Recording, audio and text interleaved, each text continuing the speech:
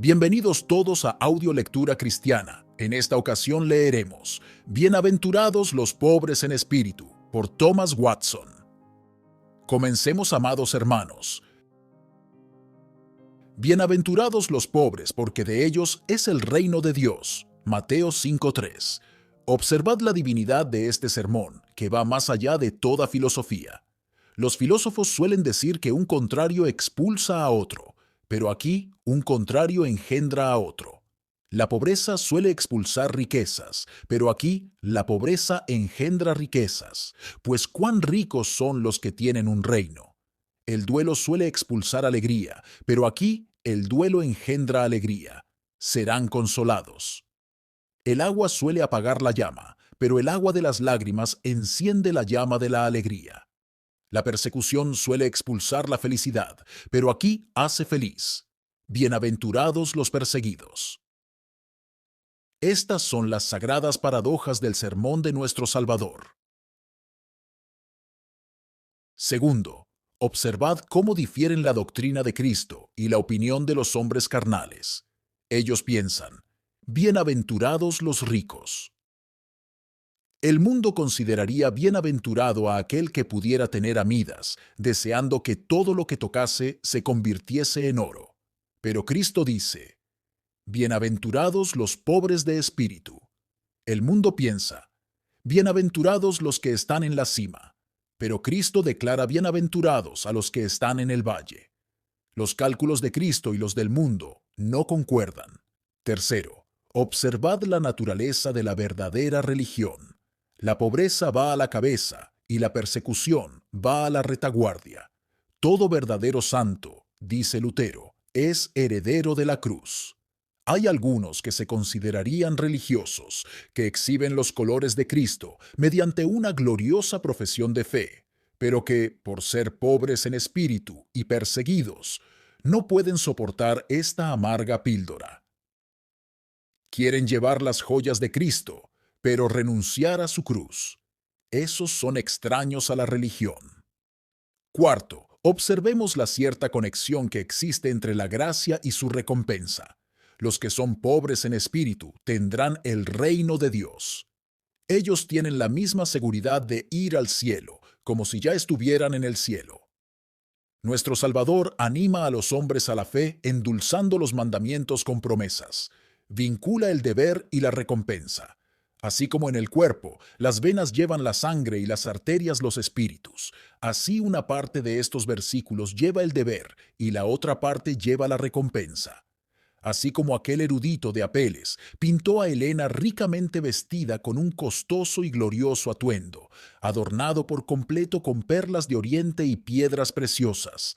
Así nuestro Señor Cristo, habiendo establecido varias cualidades de un cristiano, pobre en espíritu, puro de corazón, dibuja estas virtudes celestiales en sus hermosos colores de bienaventuranza y coloca sobre ellas la magnífica corona de la recompensa, para que mediante este brillo pudiera mostrar más su belleza incomparable y atraer el amor santo. Quinto, observad pues la concatenación de las gracias. Pobre de espíritu, manso, misericordioso. Donde hay una gracia, están todas. Así como se dice de las virtudes cardinales que están encadenadas, así podemos decir de las gracias del Espíritu que están enlazadas y encadenadas. El que es pobre de espíritu está de luto. El que está de luto es manso. El que es manso es misericordioso, etc. El Espíritu de Dios implanta en el corazón un hábito de todas las gracias. La nueva criatura tiene todas las partes y los rasgos, como en el cuerpo hay una composición de todos los elementos y una mezcla de todos los humores. Las gracias del Espíritu son como una hilera de perlas que cuelgan juntas del hilo de la religión y sirven para adornar a la esposa de Cristo. Esto os lo hago notar para mostraros la diferencia entre un hipócrita y un verdadero hijo de Dios. El hipócrita se lisonjea con una pretensión de gracia, pero mientras tanto no tiene un hábito de todas las gracias. No tiene pobreza de espíritu ni pureza de corazón, mientras que un hijo de Dios tiene todas las gracias en su corazón, al menos radicalmente, aunque no gradualmente. Teniendo en cuenta estas premisas, llego en particular a aquellas disposiciones celestiales del alma a las que Cristo ha asignado la bienaventuranza, y la primera es la pobreza de espíritu. Bienaventurados los pobres de espíritu. Crisóstomo y Teofilacto opinan que este fue el primer sermón que Cristo pronunció, por lo que puede ser un desafío para nosotros prestarle la máxima atención. Bienaventurados los pobres de espíritu.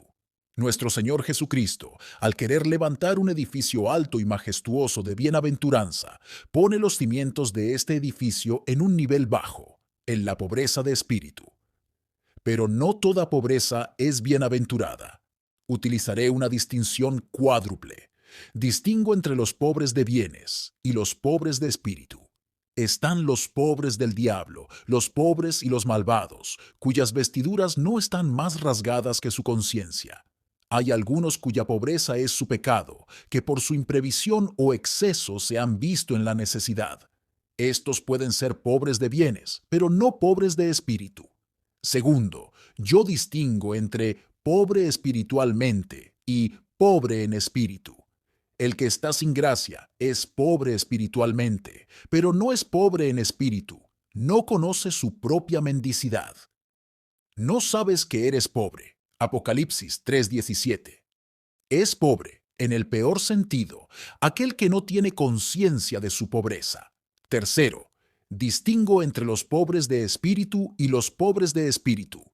Se dice que son pobres de espíritu aquellos que tienen un espíritu mezquino y bajo, que actúan por debajo de sí mismos.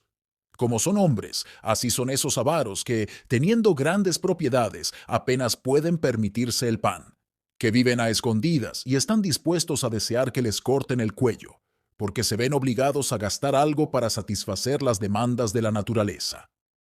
A esto Salomón lo llama un mal bajo el sol. Hay un mal que he visto bajo el sol.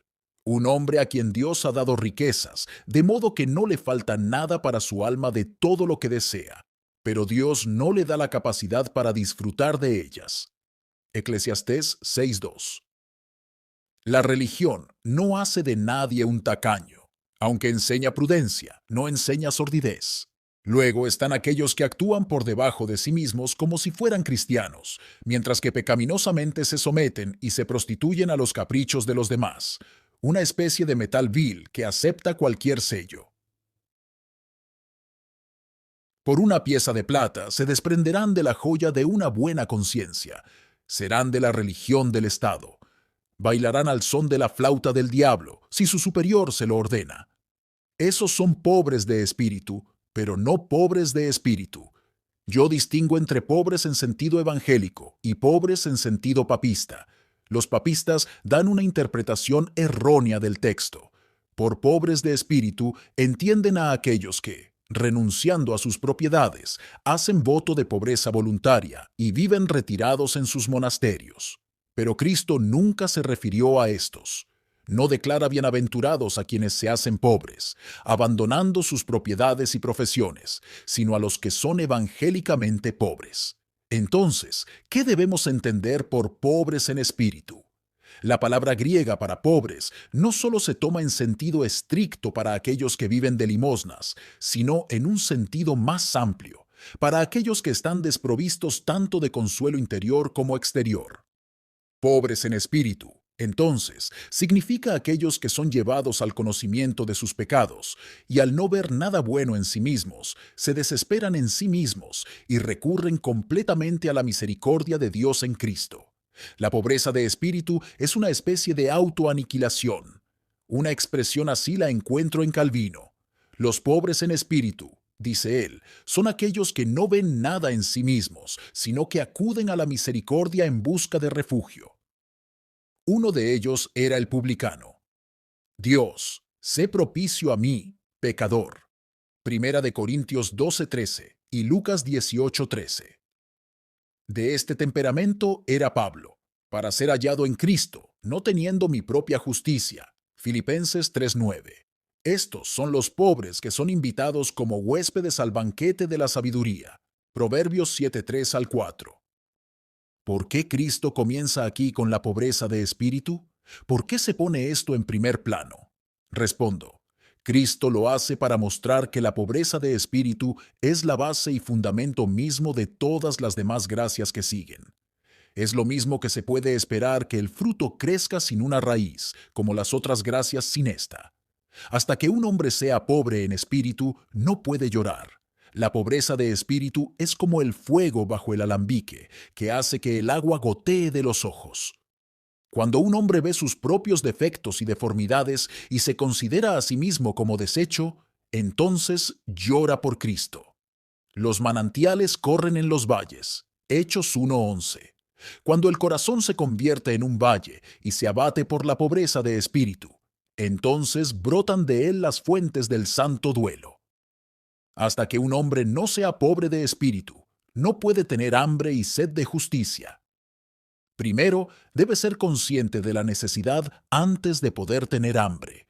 Por eso Cristo comienza con la pobreza de espíritu, porque esto marca el comienzo de todo lo demás. La segunda pregunta es, ¿cuál es la diferencia entre pobreza de espíritu y humildad? Son tan parecidas que se las ha confundido una con otra.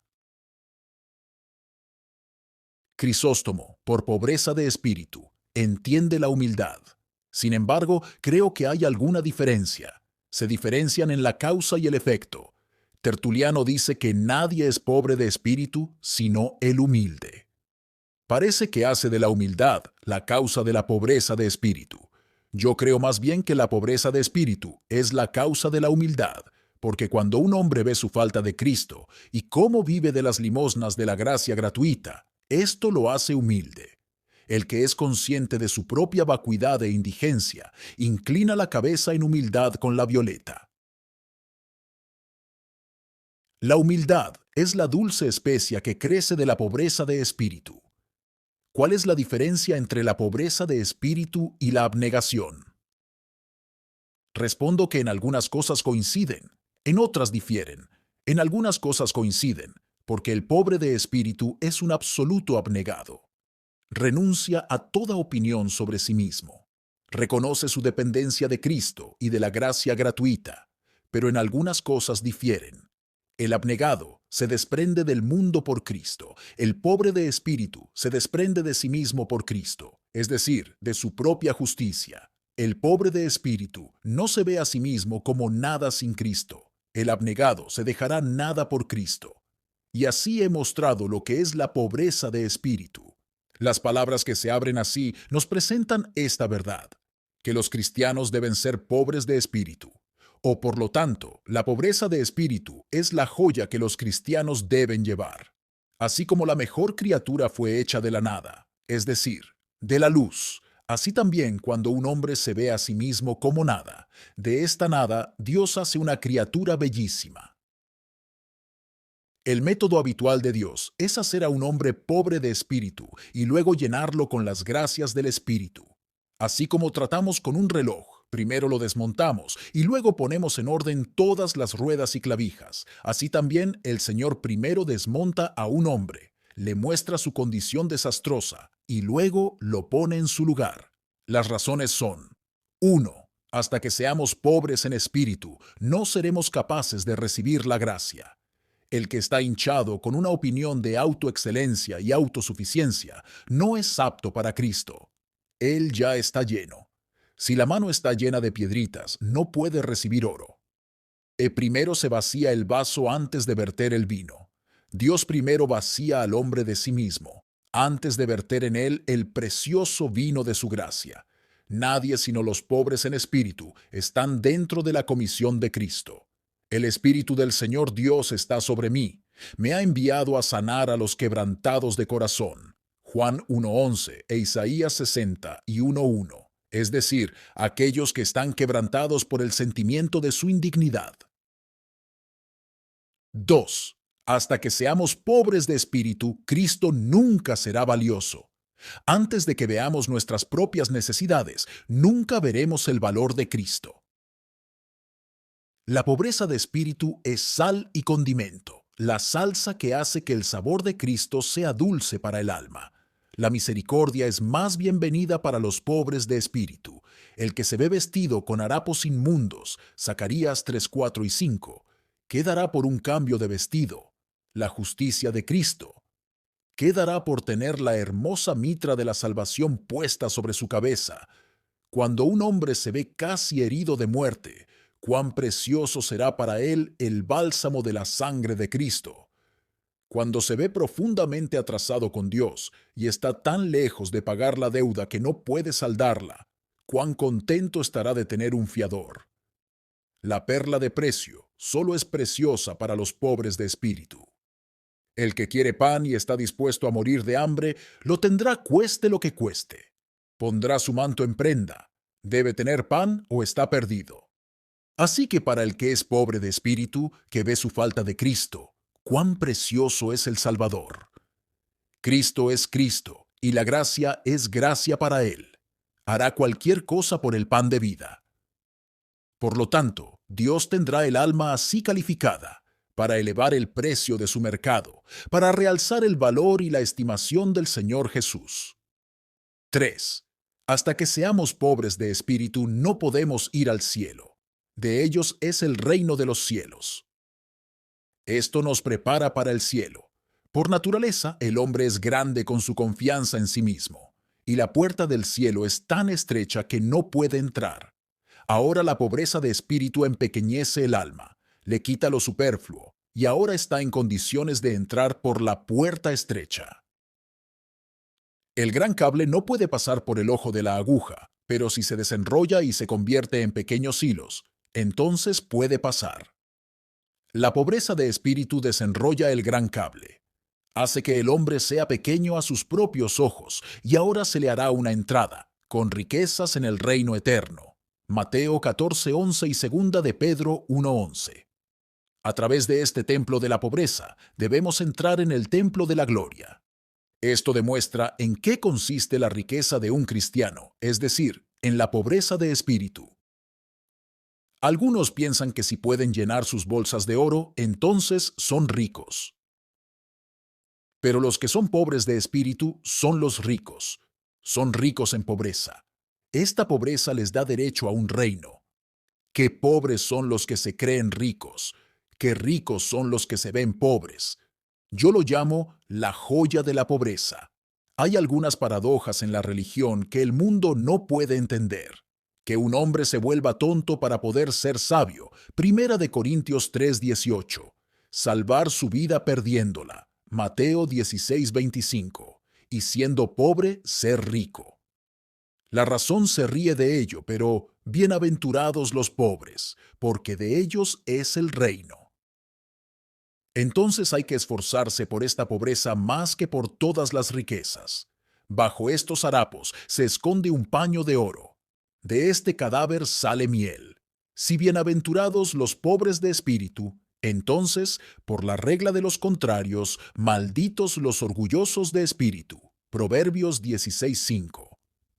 Hay una generación de hombres que cometen idolatría consigo mismos. No existe tal ídolo como el yo. Admiran sus propias cualidades, moralidades, justicia propia, y sobre este tronco injertan la esperanza de su salvación. Hay muchos demasiado buenos para ir al cielo. Tienen suficientes bienes de su propio crecimiento y desdeñan vivir de lo prestado o estar en deuda con Cristo.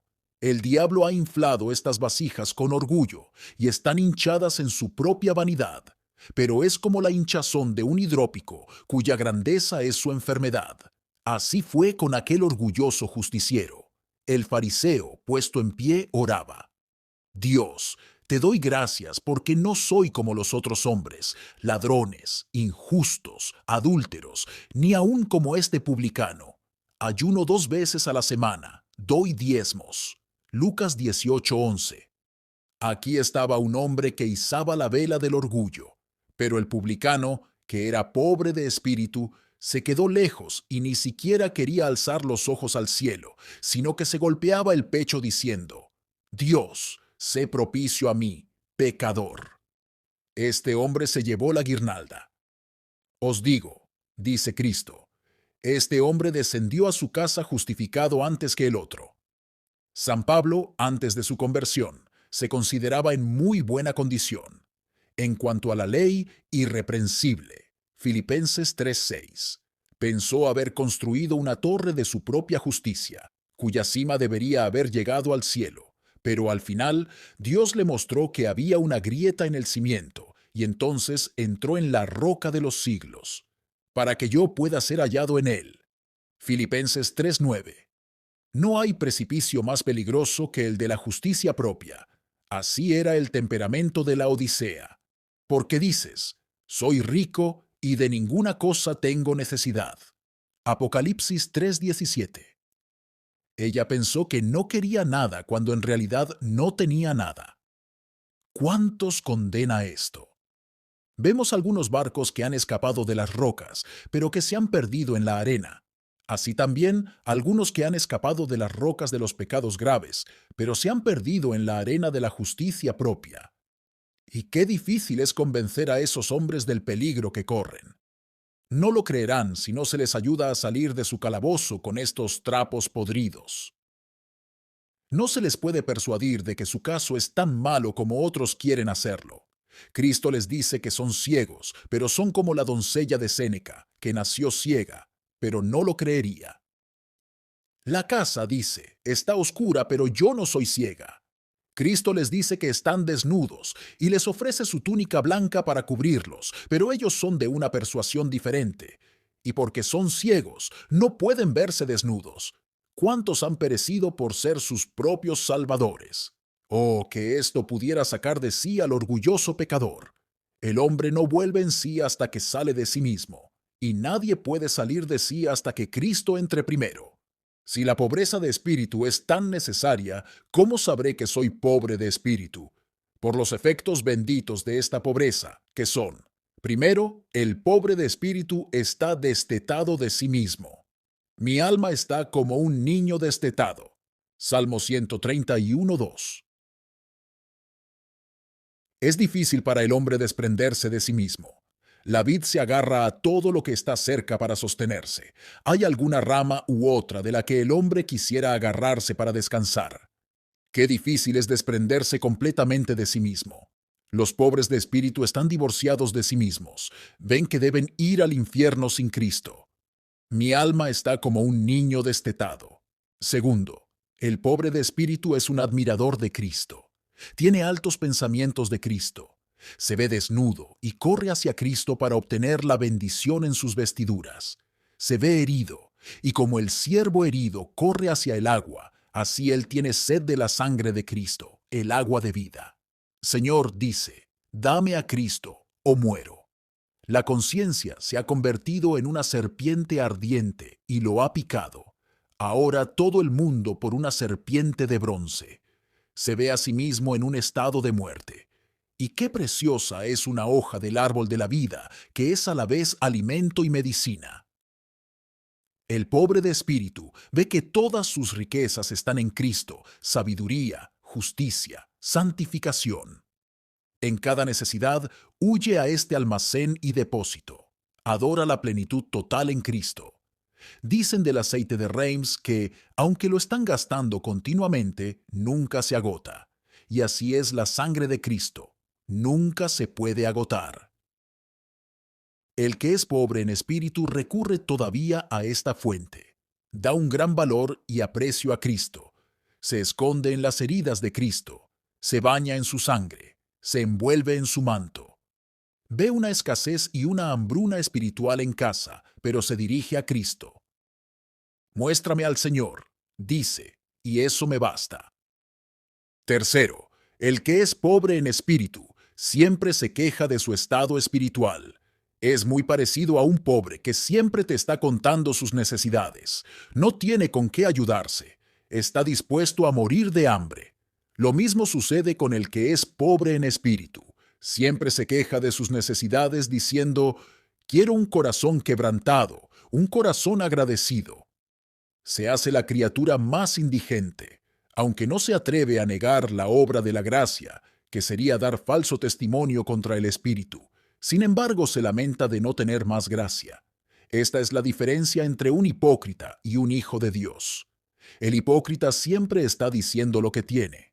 Un hijo de Dios se queja de lo que le falta. El uno se alegra de ser tan bueno, el otro se lamenta de ser tan malo.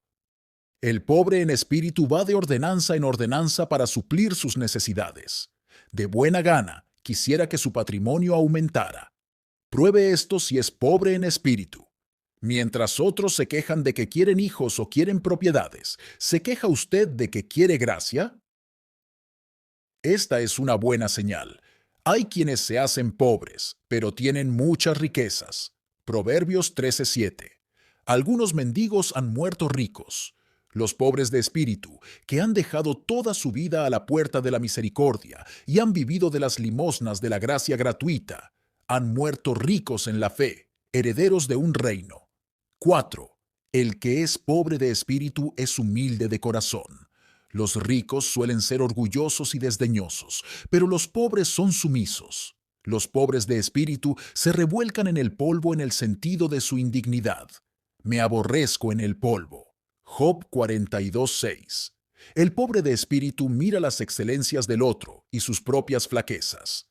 Niega no solo sus pecados, sino también sus deberes. Cuanto más gracia tiene, más humilde es, porque ahora se ve más deudor de Dios. Si puede cumplir algún deber, reconoce que es la fuerza de Cristo más que la suya propia. Filipenses 4:13. Así como el barco llega al puerto más por el beneficio del viento que por el de las velas, así también cuando un cristiano avanza rápidamente, lo hace más por el viento del Espíritu de Dios que por las velas de su propio esfuerzo. El pobre de espíritu, cuando actúa más como un santo, se confiesa el primero de los pecadores. Se sonroja más por el defecto de sus gracias que otros por el exceso de sus pecados. No se atreve a decir que ha orado o llorado.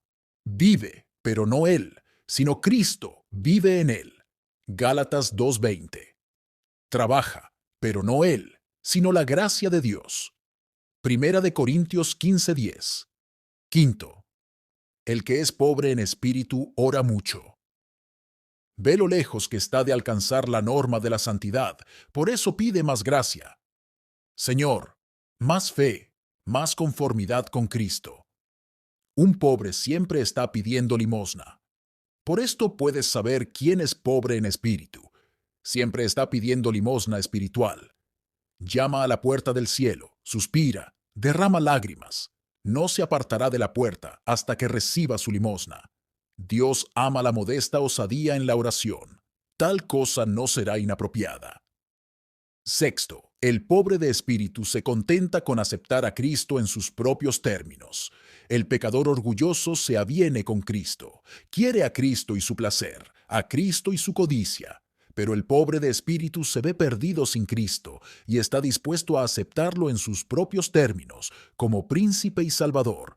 Jesús mi Señor. Filipenses 3:8. Un castillo que ha sido asediado por mucho tiempo y está listo para ser tomado, se entregará bajo cualquier condición para salvar sus vidas. Aquel cuyo corazón ha sido una guarnición para el diablo y ha resistido durante mucho tiempo en oposición a Cristo. Una vez que Dios lo ha llevado a la pobreza de espíritu y se ve condenado sin Cristo, que Dios le proponga los artículos que quiera, los suscribirá de buena gana.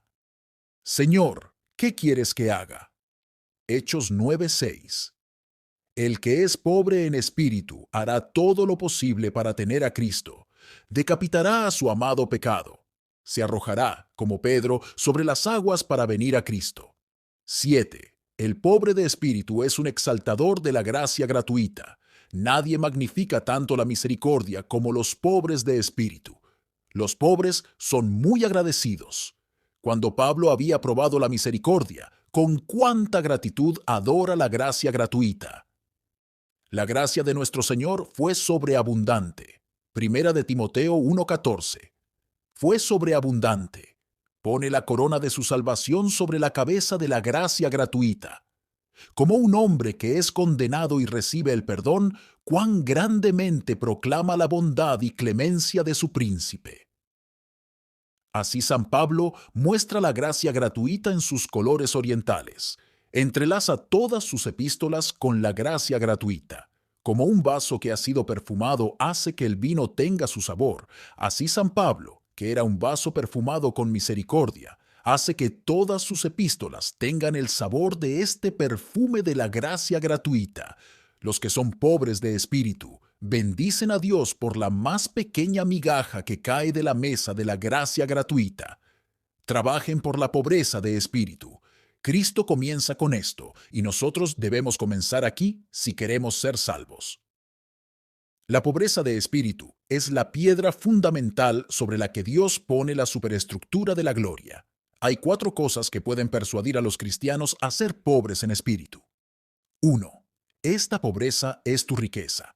Puedes tener las riquezas del mundo y, sin embargo, ser pobre.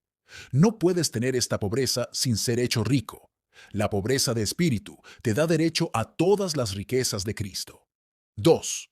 Esta pobreza es vuestra nobleza. Dios os considera personas de honor. El que es vil a sus propios ojos es precioso a los ojos de Dios. La manera de ascender es caer. Dios estima el valle como el más alto. 3. La pobreza de espíritu tranquiliza dulcemente el alma. Cuando un hombre se aparta de sí mismo para descansar en Cristo, qué bendita calma hay en el corazón. Soy pobre, pero mi Dios suplirá todas mis necesidades. Filipenses 4:19. Yo soy indigno, pero Cristo es digno. Yo soy indigente, Cristo es infinito. Llévame a la roca que es más alta que yo. Salmo 61:2. El hombre está seguro sobre una roca. Cuando el alma sale de sí misma y se centra en la roca, Cristo, ahora está firmemente asentada sobre su base. Este es el camino hacia el consuelo. Estarás herido en espíritu hasta que llegues a ser pobre en espíritu. 4. La pobreza de espíritu prepara el camino para la bienaventuranza. Bienaventurados los pobres de espíritu. ¿Sois pobres de espíritu? Sois personas bienaventuradas. Felices entonces de haber nacido. Si preguntáis, ¿en qué se manifiesta esta bienaventuranza? Leed las siguientes palabras. De ellos es el reino de los cielos. Amén. Muchas gracias por escuchar Audio Lectura Cristiana. El Señor les bendiga, amados hermanos. Hasta la próxima.